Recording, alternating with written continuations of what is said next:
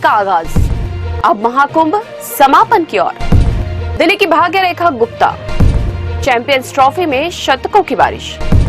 नमस्कार, मैं हूं रूपाली बर्वे और आप देख रहे हैं वेब दुनिया की खास पेशकश WD नाउ, जिसमें बात करेंगे सप्ताह भर की सुर्खियों की एक अलग अंदाज में।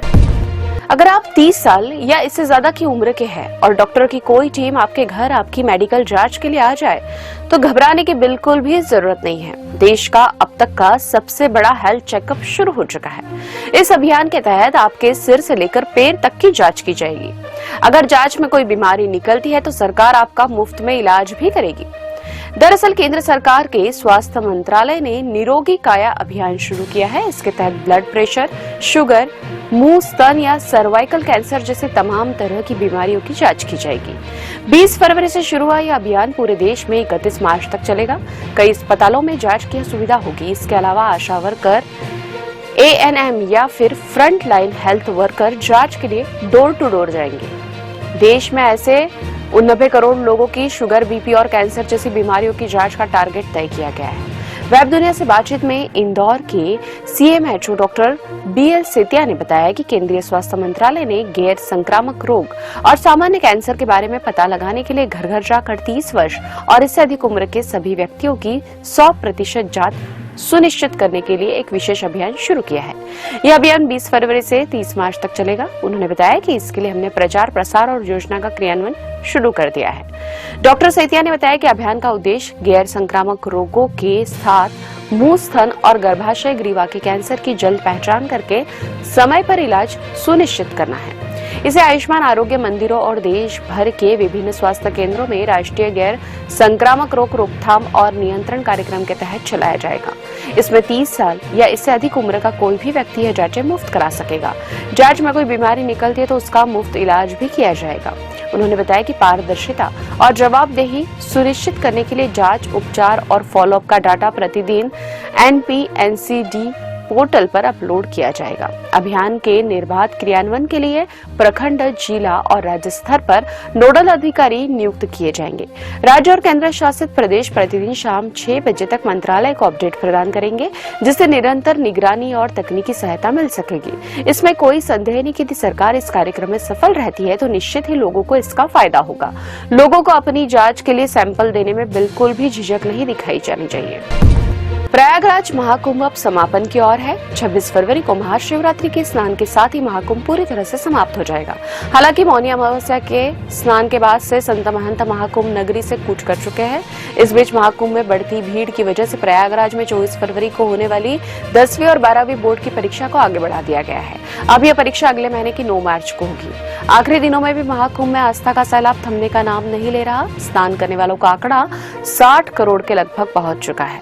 इस बीच प्रयागराज महाकुंभ में संगम के जल की गुणवत्ता भी सवालों के घेरे में आ गई। केंद्रीय प्रदूषण नियंत्रण बोर्ड यानी कि CPCB ने अपनी रिपोर्ट में बड़ा दावा किया और कहा कि प्रयागराज महाकुंभ में गंगा जी का जल स्नान लायक नहीं है। जल में काफी प्रदूषण है।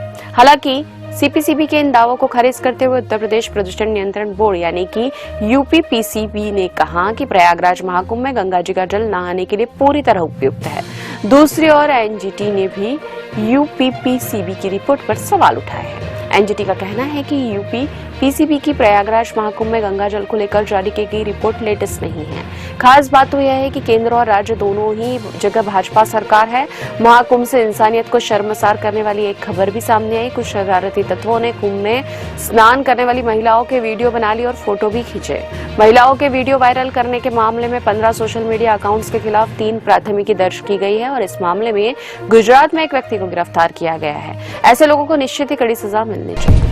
दिल्ली में 27 साल बाद रेखा गुप्ता के नेतृत्व में भाजपा की सरकार बन गई। गुप्ता के साथ 6 और विधायकों को मंत्री बनाया गया है। हालांकि भाजपा हाईकमान ने दिल्ली मंत्रिमंडल में सभी प्रमुख समुदायों को संतुलित प्रतिनिधित्व देने का प्रयास किया है। आप प्रमुख अरविंद केजरीवाल को हराने वाले प्रवेश वर्मा, भाजपा का पंजाबी चेहरा आशीष सूद, पार्टी का सिख चेहरा मनजिंदर सिंह सिरसा, कट्टर हिंदू छवि वाले कपिल मिश्रा, अनुसूचित जाति से ताल्लुक रखने वाले रविंद्र इंद्रराज और पूर्वांचली चेहरा पंकज कुमार सिंह ने नई मंत्री परिषद के सदस्य के रूप में शपथ ली। रेखा गुप्ता के माध्यम से भाजपा ने महिलाओं को तो साधने की कोशिश की ही है, साथ ही वैश्य समुदाय को भी खुश करने का प्रयास किया। अर्थात एक तीर से 2 निशाने लगाए हैं। पूर्व मुख्यमंत्री अरविंद केजरीवाल वैश्य समुदाय से ही आते हैं। कार्यभार संभालने के साथ ही आत्मविश्वास से भरी हुई रेखा गुप्ता एक्शन में आ गई और कहा कि विकसित दिल्ली मिशन को साकार करने के एक भी दिन बर्बाद नहीं किया जाएगा। नई भाजपा सरकार राष्ट्रीय राजधानी के लोगों से किए गए सभी वादों को पूरा करेगी। यमुना की सफाई दिल्ली विधानसभा चुनाव में प्रमुख मुद्दा रहा है, लेकिन शपथ वाले दिन ही पूरी दिल्ली सरकार यमुना तट पर पहुंची और पूजा आरती भी की। उम्मीद है कि यमुना को पूरी तरह स्वच्छ करने की मुहिम भी जल्द ही शुरू हो जाएगी। भाजपा की सरकार बनने के साथ ही स्वास्थ्य सेवा क्षेत्र में प्रमुख सुधार लाने के लिए कार्य योजना तैयार की गई, जिसमें स्वास्थ्य सेवाओं का डिजिटलीकरण, आरोग्य मंदिर स्थापित करना, चिकित्सा अधीक्षकों के विभिन्न रिक्त पदों को भरना और निर्माणाधीन अस्पतालों का पूरा करना शामिल है। जल्द ही मोहल्ला क्लिनिकों का नाम बदलकर आरोग्य मंदिर किया जाएगा। भाजपा सरकार के समक्ष चुनौतियां भी कम नहीं है। यमुना की सफाई के अलावा महिलाओं के खाते में हर महीने 2,500 रुपए डालना, दिल्ली को कचरे के ढेर से मुक्ति दिलाना और योजनाओं के फंड जुटाने जैसी कई चुनौतियां दिल्ली सरकार के समक्ष होगी। हालांकि दिल्ली में भाजपा की सरकार होने से फंड की समस्या तो नहीं रहेगी। अब भाजपा का अगला लक्ष्य दिल्ली में केजरीवाल और उनकी पार्टी को खत्म करना होगा और केजरीवाल के लिए सबसे बड़ी चुनौती यही है कि भाजपा की चालों से वे खुद को और अपनी पार्टी को कैसे बचाते हैं। चैंपियंस ट्रॉफी में भारत, न्यूजीलैंड, दक्षिण अफ्रीका की टीमों ने अपनी शुरुआती में जीतकर सेमीफाइनल की ओर कदम बढ़ाए। पहली बार हाइब्रिड मॉडल में खेली जा रही चैंपियंस ट्रॉफी के शुरुआती 3 मैचों में एक बात समान रही। हर मैच में किसी न किसी बल्लेबाज ने शतक बनाया है और इसके से यह पता चलता है कि यह टूर्नामेंट बल्लेबाजों का टूर्नामेंट होने वाला है। पहले मैच में न्यूजीलैंड के विल यंग और टॉम लैथम का शतक आया। भारत बांग्लादेश मैच में पहले तौहीद हृदय और फिर शुभमन ने शतक जड़ा। दक्षिण अफ्रीका के सलामी बल्लेबाज रॉयन रिकल्टन ने अफगानिस्तान के खिलाफ शतक जड़ा। वहीं गौरतलब है कि इस टूर्नामेंट में 8 टीमों में 2 ग्रुपों में बटी हुई है और हर ग्रुप की शीर्ष 2 टीमें सेमीफाइनल खेलेगी। अब खबरें संक्षेप में। महाराष्ट्र के डिप्टी सीएम एकनाथ शिंदे ने दिखाए तेवर, कहा मुझे हल्के में मत लेना। 2022 में भी मुझे हल्के में लिया गया था, राज्य में सरकार बदल गई। अन्ना हजारे ने कहा कि अरविंद केजरीवाल दिल्ली के मुख्यमंत्री के रूप में अच्छा काम कर रहे थे, लेकिन उन्होंने शराब की दुकानें खोलना शुरू कर दी और इसके परिणाम स्वरूप उन्हें लोगों के गुस्से का सामना करना पड़ा। हमास पर बुरी तरह भड़के इजराइल के प्रधानमंत्री बेंजामिन नेतन्याहू ने कहा कि हम बदला लेंगे। अस्पताल में भर्ती पोप फ्रांसिस अभी भी खतरे से बाहर नहीं, लेकिन प्राणों का संकट नहीं। खजुराहो महोत्सव गिनीज बुक में दर्ज हुआ। 139 कलाकारों का शास्त्रीय नृत्य 24 घंटे से ज्यादा समय तक दी प्रस्तुति। इतनी वेब दुनिया की खास पेशकश WD नाउ अगले सप्ताह की सुर्खियों के साथ फिर हाजिर होंगे। नमस्कार।